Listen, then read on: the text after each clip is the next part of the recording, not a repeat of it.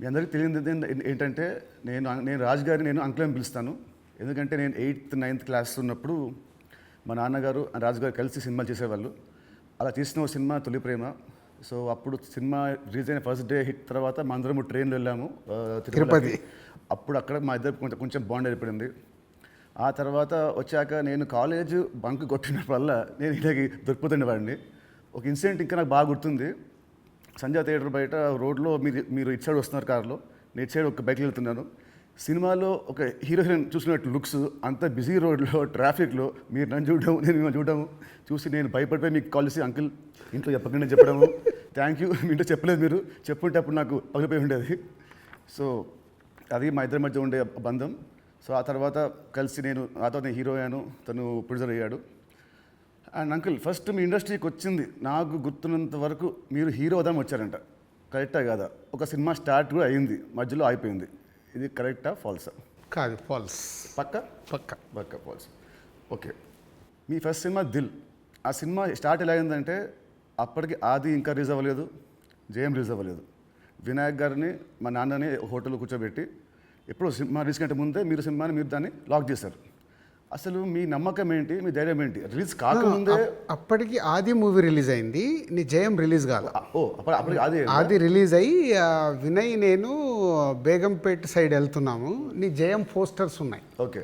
So జయం poster చూసి నాకు ఎవరి కుర్రాడు భలే ఉన్నాడంటే మా సుధాకర్ రెడ్డి కొడుకు జయం సినిమాతో లాంచ్ అవుతుండే, భలే ఉన్నాడన్నా, నీ సినిమా అయినతో చేద్దామా అన్నాడు. వై నాట్, ఇమ్మీడియట్లీ నేను డాడీకి ఫోన్ చేసి ఆ మీటింగ్, నీ జయం రిలీజ్ కాకంటే ముందే మీటింగ్ చేసాము. సో ముందు సో దిల్తో మీ పేరు దిల్ రాజుగా అయింది. సో మీ ఫీలింగ్ ఏంటి? వినాయక్ గారు మేము మీకు ఇచ్చాం మా పేరు, లేదంటే మీ డబ్బులు పెట్టి మీరు మాకు హిట్ ఇచ్చారు కాబట్టి సొంత పేరు మీరు పెట్టుకున్నారా? అంటే జనాలు ఇచ్చారు అది. పోతే నీకు గుర్తుందో లేదో, ఆ దిల్ టైటిల్ మన దగ్గర లేకుంటే దిల్ పెడదామని నితిన్ అడిగినప్పుడు బూరుపల్లి శివరామకృష్ణ గారి దగ్గర ఆ టైటిల్ ఉంది. నేను వెళ్ళి అడిగి ఆ టైటిల్ తీసుకొచ్చాను, మాకు ఈ సినిమా బాగుంటుందండి అని. So thanks to Burupalli Sivaramakrishna గారు, ఆ టైటిల్ ఇవ్వడం వల్ల అది దిల్ రాజు అనేది బ్రాండ్ అయిపోయింది, ట్యాగ్ అయిపోయింది. సో ఇప్పుడు మీరు ఎస్విసితో పాటు లార్వేన్ ఏ company, Dil Raju productions, Dil Raju dreams, ఇలా మీ బయోపిక్ తగ్గట్టు కంటెంట్ని బాగా గట్టిగా చేస్తున్నారు. So next Dil Raju directs అని చూడొచ్చా? లేదు. ఎందుకు? ప్రస్తుతానికి లేదు. సినిమా మీకు కెమెరా తెలుసు, మీకు నాలెడ్జ్ ఉంది, ఎడిటింగ్ తెలుసు, అన్నీ తెలుసు, మీకు ఎందుకు తీయట్లేదు? సో నాకు డైరెక్షన్ చెయ్యాలని ఎప్పుడు ఆలోచన రాలేదు. యాక్చువల్ వివి వినాయక్ ఆ బొమ్మరిల్ అయిన తర్వాత నాకు సజెస్ట్ చేశాడు, అన్న నువ్వు డైరెక్షన్ చేసేయగలుగుతావు, చెయ్యు అని. లేదు వినయ్ అని, లేదు నేను చెప్తున్నా కదా విను, వివి రాజేంద్ర ప్రసాద్ గారు లేక నువ్వు డైరెక్షన్ చేయగలుగుతావు, నువ్వు చెయ్యు అని. బట్ ఎప్పుడు ఆ సైడ్ నాకు డైరెక్షన్ చేయాలని ఆలోచన కలగలేదు. సో మీ బయోపిక్ తీసే ఇప్పుడు మీకు ఏమైనా ప్లాన్స్ ఉన్నాయా? ఎప్పుడన్నా ఆఫ్టర్ 5 years 10 years? నా బయోపిక్ నేను తీయలేను కదా, ఎవరైనా తీస్తారేమో. సరే, ఎవరు తీస్తే దాంట్లో అంత ఉంటుందా, ఆ కంటెంట్ ఉంటుందా? డెఫినెట్గా అంటే ఇట్స్ బిగ్ జర్నీ కదా నాది. ఇప్పుడు ఫిలిం ఇండస్ట్రీ 94 వచ్చాను, 94కి వచ్చిన తర్వాత ఇప్పుడు ఆల్మోస్ట్ 30 years ప్లస్. ఎన్నో అప్ అండ్ డౌన్ చూశాను, ఎన్నో అన్నీ చూసుకుంటూ వచ్చాను. సో బయోపిక్ చేస్తే దానికి ఏ హీరో అయితే బాగుంటుంది? బట్ నాకు బాగా ఫేస్ మ్యాచ్ అయ్యేది నువ్వు ఒకటే. చాలా మంది అంటారు నితిన్ మీ బ్రదర్ అని. సో రాజుగారి బయోపిక్లో హీరోగా నేనే, ఇది ఫిక్స్ అయిపోయింది. ఇప్పుడు ఇవాళే ఈయన ప్రొడక్షన్ డైరెక్షన్ చూద్దాము, నేను హీరోని. సో ఇందాక మీరు చెప్పారు కదా అప్స్ అండ్ డౌన్స్ అన్నారు కాబట్టి ఆ క్వశ్చన్ అడుగుతాను. ఇండస్ట్రీ చాలా చూస్తే తెలుసు నాకు, బట్ మేజర్గా నాకు గుర్తుండి నేను ఇండస్ట్రీ వచ్చినప్పటి నుంచి మొన్న సంక్రాంతికి ఒక సినిమా మీ ఫైనాన్షియల్గా చాలా లాస్ అయింది. నెక్స్ట్ సినిమా ఇమ్మీడియట్ 3 days గ్యాప్లో అది మళ్ళీ అది వెళ్ళిపోయింది. ఈ మధ్యలో ఈ 3 రోజుల్లో మీ థాట్ ఏంటి? నెక్స్ట్ సినిమా కూడా అది కూడా పోతే అప్పుడు పరిస్థితి ఏంటి? మీ మైండ్లో రన్ అయిన మీ ఫీలింగ్ ఏంటి?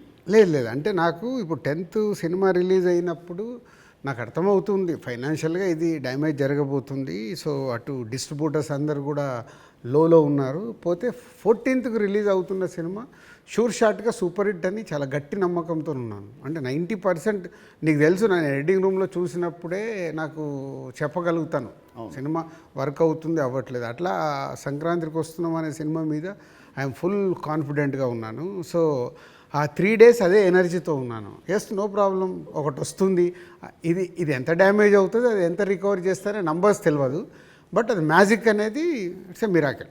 బట్ ఆ పీరియడ్లో యూఆర్ కాన్ఫిడెంట్ మళ్ళీ ఇది అయిపోయింది మళ్ళీ నేను అంటే ఒక సినిమా రిలీజ్ ముందు నాకు మేబీ నా 6th సెన్స్ కావచ్చు, చూస్తున్న కంటెంట్ వల్ల కావచ్చు, చెప్పగలుగుతాను 90% మిస్ అవ్వను. సో దిల్ చేయడం వల్ల మీరు దిల్ రాజు అయ్యారు. బట్ నా దృష్టిలో మీరు బిల్ రాజు. ఎందుకు చెప్తాను. యాక్చువల్లీ చాలామంది ఆడియన్స్ కూడా చెప్పాలి ఇది. మామూలు చూస్తాను లాస్ట్ గత 1 year నుంచి మీ మీద వచ్చే నెగటివ్ ట్రోల్స్ కానీ ఇవన్నీ ఏవో వస్తుంటాయి కదా మామూలు ఆర్టికల్స్ అవి. 2005లో నేను సినిమా వేసాను, రామ్ సినిమా. అది రిలీజ్కి ఫైనాన్షియల్గా మేము చాలా అప్పుడు రిలీజ్కి మేము కొంచెం ఇబ్బందులు ఉండే. అండ్ అప్పుడు మాకు టర్మ్స్ అంతా బాగాలేవు టర్మ్స్ మనకు. అయినా మీరు వచ్చి ఆ రోజు నైట్ ఒక పెద్ద అమౌంట్కి మీరు సైన్ చేశారు. సో టర్మ్స్ బాగాలేనప్పుడే మీరు నాకు హెల్ప్ చేశారు. ఇలాంటివి మీరు చాలామంది హీరోస్కి, చాలా ప్రొడ్యూసర్స్కి, డైరెక్టర్స్కి మీరు చాలా హెల్ప్ చేస్తారు. ఇది నాకు తెలుసు. సో ఈ మధ్య వచ్చి మీరు ఒక సినిమా బొక్కేస్తారంటే అది నాకు I want clear to audience that ప్రతి సినిమా చిన్న పెద్ద లేకుండా అందరు హెల్ప్ చేసేవాడు మీరు. అండ్ దీంట్లో చాలా డబ్బులు మీకు చాలామంది మీకు వెనక్కి మీకు ఇచ్చారు లేరు కూడా నాకు తెలియదు. బట్ ఈ హెల్ప్ చేసిన ఇంతమంది మీరు కష్టాల్లో ఉన్నప్పుడు వీళ్ళు కూడా మీకు తిరిగి హెల్ప్ చేస్తారని అనుకుంటున్నారా? అంటే బేసిక్గా నా లైఫ్ స్టార్ట్ అయింది ఎక్కడ అంటే నితిన్, నా కాస్ట్యూమ్ కృష్ణ గారికి నేను చాలా స్టోరీలో చెప్పాను. అరుంధతి అనే సినిమా 36 lakhs కొంటే 2 lakhs నేను రిలీజ్ రోజు కట్టలేదు. తర్వాత తీసుకెళ్ళి ఆయన ఫోన్లు ఎత్తకుంటే కూడా నేను పట్టుకొని వెళ్ళి 2 lakhs ఇచ్చి వచ్చాను. తర్వాత వారు నాకు పిలిచి పెళ్లి పందిరి చేసే వరకు వదిలిపెట్టలేదు. నిజంగా పెళ్లి పందిరి అనే సినిమా లేకుంటే ఐఎమ్ నాట్ దే, అసలు సినిమా ఇండస్ట్రీలో నేను లేను అనేది నేను గట్టిగా నమ్ముతాను. సో అంటే ఒక హానెస్ట్ అనేది ఒకటి ఎంత పని చేసిందో హెల్పింగ్ కూడా అంతే పని చేస్తుందని నేను నమ్ముతాను. నా లైఫ్లో ఇప్పుడు నువ్వు సంక్రాంతికి అడిగావు, ఇది రాకుంటే ఇది ఉండుంటే, అలాంటి ఒక 4-5 ఇన్సిడెంట్స్ ఉన్నాయి. అంటే నేను క్లోజ్ అయిపోయే ఇన్సిడెంట్స్. ఇప్పుడు అసలు సంక్రాంతికి వస్తున్నాము, రాకున్నా మాకేం కాదు, ఎందుకంటే ఆల్రెడీ ఎస్టాబ్లిష్ అయిపోయి ఉన్నాం. ఫైనాన్షియల్ డ్యామేజ్ వరకు 2 ప్రాపర్టీలు అమ్మేసి ముందుకు వెళ్ళిపోతాం, అది పెద్ద విషయం కాదు. కానీ నేను నార్మల్గా ఉన్నప్పుడు కూడా ఇలాంటి ఇన్సిడెంట్స్లోకి వెళ్ళి నేను దాటుకుంటూ వచ్చాను. అంటే అది ఎప్పుడు అదే నేను నమ్మేది, వెన్ వీఆర్ హెల్ప్కు మనం ముందుంటామో మన కష్టం వచ్చినప్పుడు భగవంతుడే తిరిగి ఇస్తాడని. అది నా లైఫ్లో 3-4 ఇన్సిడెంట్ నాకు సినిమా ఫీల్డ్లో జరిగాయి. దిల్ మీద చేసినప్పుడు ఆ రోజుల్లో ఇట్ వాజ్ ఆ రోజు సినిమాకి ఖర్చు మీరు బాగా పెట్టారు. ఆ రోజు బాగా పెట్టారు. అండ్ అందుకే అప్పటికి మన వినాయక్ గారికి ముందు సినిమా కూడా అంత ఆడలేదు, బట్ స్టిల్ మీరు ఖర్చు బాగా పెట్టారు. ఆ సినిమా హిట్ అయింది, దాంతో మీ లైఫ్ మారిపోయింది. ఇప్పుడు తమ్ముడు సినిమాకు ఒక రిఫరెన్స్ లేకుండా కూడా మీరు సినిమాని ఇంత ఖర్చు పెట్టారు. దీని మీద నమ్మకం, కథ మీద నమ్మకమా, డైరెక్టర్ మీద నమ్మకమా, ఆర్ ఈ తమ్ముడు సినిమా మీకేం తెస్తుంది? పేరు తెస్తుందా, డబ్బు తెస్తుందా? అంటే ఈ సినిమాకు బేసిక్గా నేను క్రెడిట్స్ ఇచ్చేది డైరెక్టర్కే. ఎందుకంటే ఎంసీఏ అండ్ వకీల్ సాబ్ తర్వాత ఆయన రాసుకున్న కథని ఇప్పుడు ఉన్న సినారియోలో అంటే ప్రేక్షకుల్ని థియేటర్కి తీసుకొచ్చి ఒక ఎక్స్పీరియన్స్ ఇవ్వాలని ఏదైతే చూశాడో, అందుకే నువ్వు కూడా షూటింగ్లో చూసినావు, ఆయన తీసుకుంటూ వెళ్తుంటే నేను ఎప్పుడు ఆపలా. ఒక డైరెక్టర్ ఏమో అడుగుతున్నాడు, ఎలా అచీవ్ చేయాలి, అది అచీవ్ చేయండి అని చెప్పా. అది అయిపోయిన తర్వాత నేను ఎప్పుడైతే యావిడ్ రూమ్లో సినిమా చూసుకున్నానో అప్పుడు నాకు అది ఎస్, వేణు అడిగింది ఇచ్చాను కాబట్టి ఆయన ఈ సినిమాని ఇవ్వగలుగుతున్నాడని. ఈవెన్ రాత్రి ఇప్పుడు నువ్వు ఒక భయంలో ఉన్నావు, ఎందుకంటే మనం లోలో ఉన్నప్పుడు చాలా భయంలో ఉంటాం. నేను అవన్నీ చూసేశాను. నైట్ నువ్వు నాకు ఫోన్ చేసి ఒక రీల్ చూసేసి ఒక ఎగ్జైట్మెంట్తో ఫోన్ చేసావు. ఎందుకు?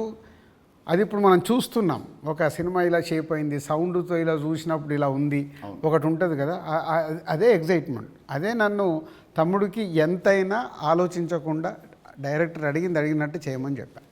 అండ్ దిల్ అప్పుడు కానీ లేదా మన లాస్ట్ సినిమా శ్రీనివాస్ కళ్యాణ్ కానీ మీరు షూటింగ్కి మీరు ఆల్మోస్ట్ ఎవ్రీడే వచ్చేవారు. ఈ సినిమాకి మీరు ఉట్టి 2 సార్లు వచ్చారు, అది కూడా గంట సేపు. ఎందుకు? డైరెక్టర్ మీద నమ్మకమా, లేదా మీరు బిజీగా ఉండి మీరు మా సినిమాని మీరు పట్టించుకోలేదా? అంటే 2 things. ఇప్పుడు అనిల్ రావిపూడి కానీ, వంశీ పైడిపల్లి కానీ, అలాగే ఇప్పుడు శ్రీరామ్ వేణు కానీ, అంటే నాతో వాళ్ళందరికీ big journey, number of movies చేస్తున్నాం. అంటే వాళ్ళ వేవ్ లెంత్ ఏంటో నాకు తెలుసు. సో తెలిసినప్పుడు నేను వాళ్ళ దాంట్లో నేను ఇంటర్ఫియర్ కాను. సో నాకు కథ దగ్గర అనిపించింది చెప్తాను, ఎడిటింగ్ రూమ్లో అనిపించిందే చెప్తాను. నాకు ఇలా అనిపిస్తుంది, మీరు చూసుకోండి, ఇలా చెయ్యండి అని నేను చెప్పను వాళ్ళకు. ఎందుకంటే వాళ్ళకి నాకు క్వశ్చన్ వేస్తే దే విల్ అండర్స్టూడ్, అంటే నేను ఏం ఫీల్ అవుతున్నాను ప్రేక్షకుల్లాగాని. కొంతమంది దర్శకులతో ఇలా నాకు సింక్ అవుతుంది, అలా సింక్ అయిన వాళ్ళే వీళ్ళు. అందుకే వీళ్ళతో నంబర్ ఆఫ్ సినిమాలు చేసినా వాళ్ళు అది అవుట్పుట్ తెచ్చుకోవడానికి వాళ్ళే ఎక్కువ కష్టపడతారు, ఎందుకంటే వాళ్ళకు రిజల్ట్ కావాల్సిందే కదా. సో నేను ఇప్పుడు శ్రీనివాస కళ్యాణం ఉంది, ఇప్పుడు శతమానం భవ తర్వాత శ్రీనివాస కళ్యాణం చేస్తున్నాను కాబట్టి ఫుల్ టైం సో అక్కడే ఉండి ఎలా తీయాలి ఏంటి, సో ఏదైనా తప్పు జరుగుతుంటే కూడా సతీష్కు చెప్పి కరెక్ట్ చేయడం. సో అది నా ప్రాసెస్, ఏ సినిమాకు ఉండాలి ఏ సినిమాకు ఉండకూడదని నేను ముందే ఫిక్స్ అవుతాను. సో తమ్ముడు అనేది దిల్ రాజు సినిమానా లేదంటే వేణుశ్రీరామ్ సినిమా? వేణుశ్రీరామ్ సినిమా 100% మొత్తం ఇంటర్ క్రెడిట్.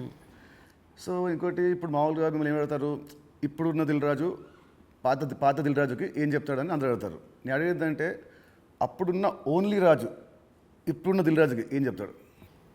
అది 22 years జర్నీ. అంటే అంటే సినిమా అంటే దిల్లు సినిమా నీకు మనకు అండర్ ప్రొడక్షన్లో ఉన్నప్పుడు షూట్ జరుగుతున్నప్పుడు నీకు దుబాయ్లో సాంగ్ చేస్తుంటే సడన్గా బైక్ స్కిడ్ అయ్యి నీ కాలు పైన పడింది. కాలు పైన పడితే మధ్యాహ్నంకి వెళ్ళి షూటింగ్ ఆపేసాం. అది నాకు ఫస్ట్ ఫిలిం. షూటింగ్ ఆపేసిన తర్వాత చిన్న నీకు ఎయిర్లైన్ ఫ్రాక్చర్. వినాయక్ ఇక్కడ ఉన్నాడు, నెక్స్ట్ ఠాగూర్ సినిమాలో బిజీగా ఉన్నాడు. అన్న మీరు వెళ్ళి సాంగ్స్ తీసుకొని రండి అన్నాడు. నీకు ఎయిర్లైన్ ఫ్రాక్చర్ అయ్యి మన హోటల్కి వెళ్ళిన తర్వాత ఇంకా మనం నెక్స్ట్ డే షూటింగ్ చేయడానికి స్కోప్ లేదు, ప్యాకప్, అందరు రిటర్న్ వెళ్ళిపోవాలి. సో అప్పుడు లక్ష్మణ్ అంకులు శిరీష్ అంకులు టెన్షన్లో ఉన్నారు, నేనేమో వెళ్ళిపోయి పడుకున్నాను. పడుకొని 4 o'clock లేసేసి శంకర్ మాస్టర్ డోర్ కొట్టి, మాస్టర్ రేపు నైట్ వెళ్ళిపోవాలి, నీకు ఇప్పుడు 2 పాటలలో ఏమేమి బ్యాలెన్స్ ఉన్నాయో ఒక్కసారి లిస్ట్ రాయని 6 గంటల వరకు కూర్చొని ఆయనతో రాపిచ్చి, ఇవి నితిన్ కాలు కింద పెట్టకుండా నువ్వు ఎలా మేనేజ్ చేయగలుగుతావు అంటే శంకరు నేను మళ్ళీ డిఓపిని పిలుచుకొని మేము కూర్చొని డిజైన్ చేసాం. డిజైన్ చేసి మీకు చెప్తే మీరు అందరూ ఏంటి షూటింగ్ ఉందా ఎలా చేస్తారు అంటే ఇలా చేయబోతున్నాం, విల్ ఫినిష్ నెక్స్ట్ 2 days అని నీ కాలు కింద పెట్టనివ్వకుండా 2 రోజులు షూటింగ్ చేయించా కూర్చొని స్టాండింగ్. అంటే నా మొదటి సినిమా, నాకు ఆ సిచ్యువేషన్ అలాంటిది. ఆ రోజు 2 రోజులు షూటింగ్ ఆగకుండా చేసుకొని వచ్చి రిలీజ్కి ముందు మళ్ళీ ఆర్ఎఫ్సికి వెళ్ళి ఆ బ్యాలెన్స్ షాట్లని 2 పాటలు తీసి మ్యాచ్ చేసాం. అంటే అది నా ప్యాషన్. అంటే మొదటి సినిమాలోనే నేను ఒక సమస్య వస్తే దాన్ని జాగ్రత్తగా హ్యాండిల్ చేసుకుని సినిమాకి ఎలాంటి డ్యామేజ్ జరగకుండా చేయగలిగా. అదే మామూలు రాజు నుంచి దిల్ రాజుగా షిఫ్ట్ అవ్వడం. అంటే నాట్ ఓన్లీ దిల్, ఇలాంటి సో మెనీ ఫిలిమ్స్కి సో మెనీ ఎప్పుడు వస్తూనే ఉంటాయి. అవన్నిటిని జాగ్రత్తగా హ్యాండిల్ చేసుకుంటే 58 సినిమాలకు రీచ్ అయ్యాను. అదే ఫస్ట్ సినిమా దిల్లప్పుడు కూడా మీ అన్నింటిలో మీరు చాలా మీరు ఇన్వాల్వ్ అయ్యేవారు. ప్రతి దాంట్లో స్టోరీల నుంచి సీన్స్ నుంచి.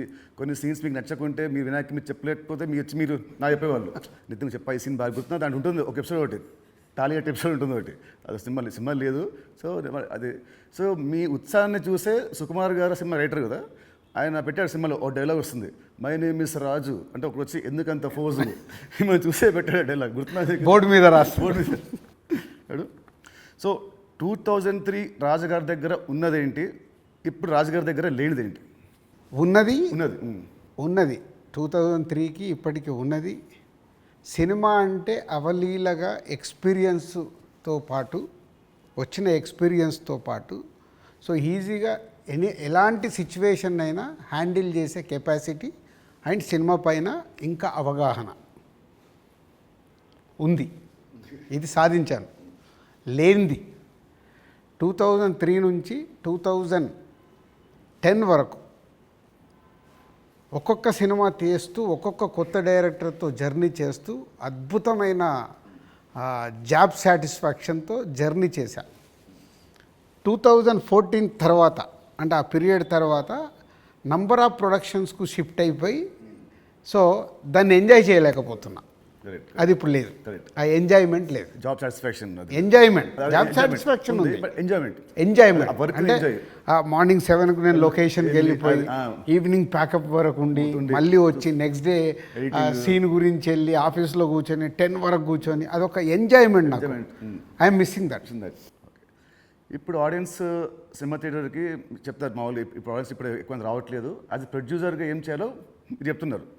ఫర్ అ చేంజ్ మీరు హీరో అయితే హీరోగా మీరు ఆడియన్స్ థియేటర్ రావడానికి మీరు ఏం చేస్తారు?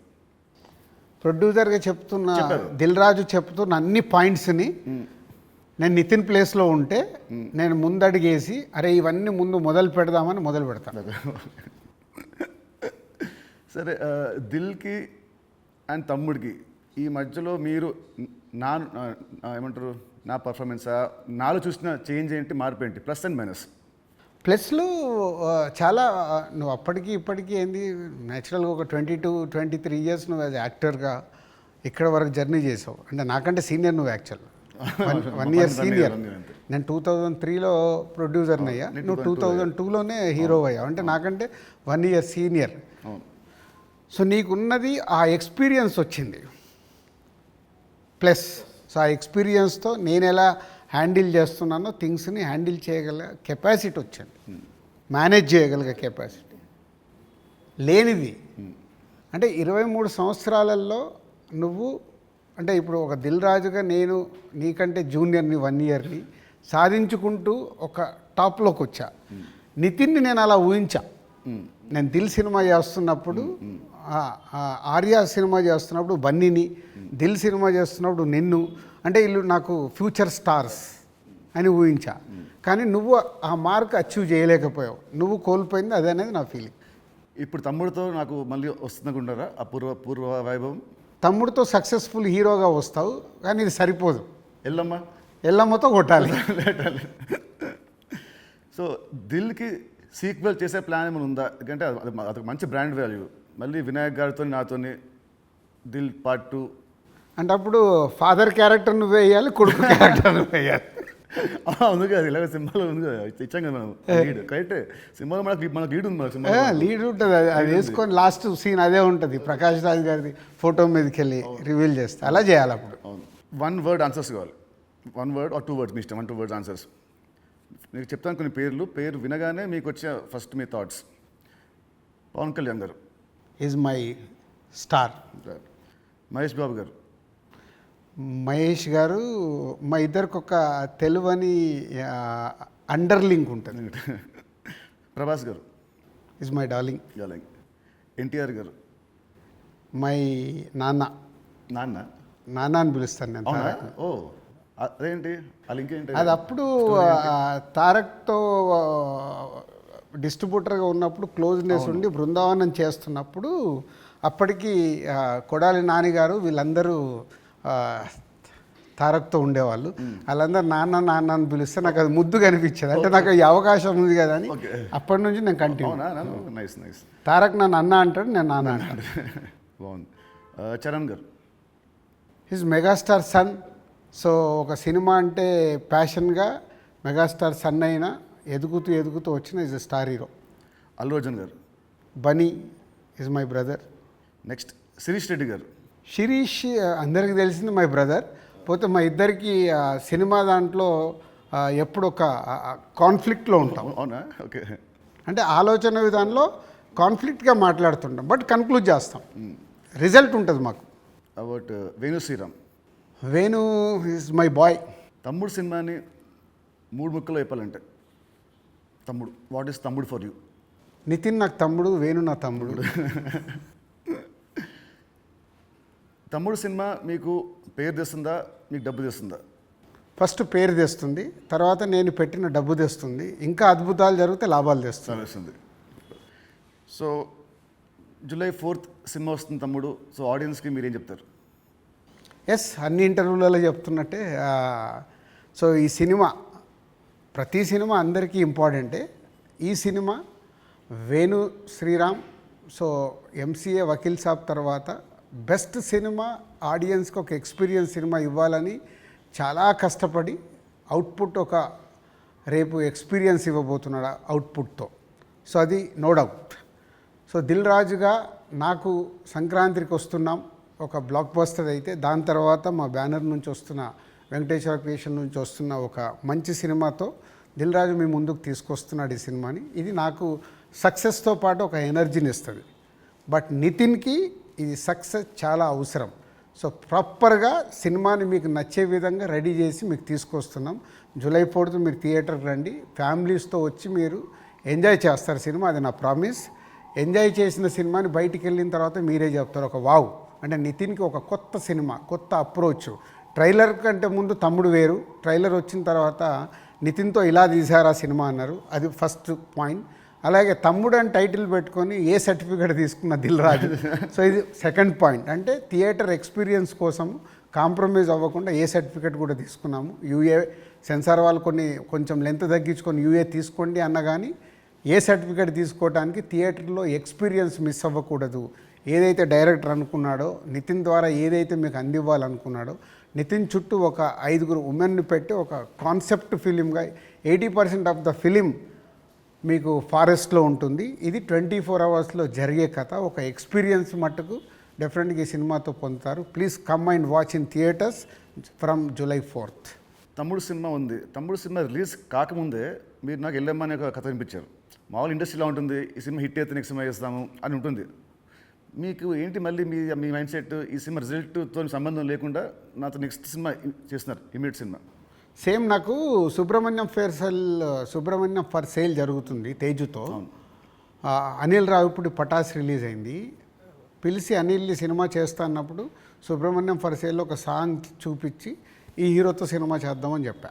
అప్పటికే పిల్ల నువ్వు లేని జీవితం చేశాం గీత వాళ్ళతో కలిపి. సో సుబ్రహ్మణ్యం ఫర్ సేల్ సినిమా హిట్ అవ్వబోతుందని నాకు అర్థమైంది. నాకు అర్థమై వైనాట్ అంటే పటాస్ పెద్ద హిట్ అయింది. సుబ్రహ్మణ్యం ఫర్ సేల్ హిట్ అయినప్పుడు వాళ్ళిద్దరు కలిస్తే సుప్రీం అయింది. ఓకే. సో ఇది అలాగే తమ్ముడుతో నితిన్కు మళ్ళీ సక్సెస్ వస్తుంది. బలగంతో ఆల్రెడీ వేణు సక్సెస్ కొట్టాడు. వీళ్ళిద్దరు కలిస్తే ఎల్లమ్మ అద్భుతంగా ఉంటుందని నా విజన్. ఓకే, మీ విజయం మనస్ఫూర్తిగా అవ్వాలని కోరుకుంటున్నాను. Thank you uncle, thank you so much. Thank you.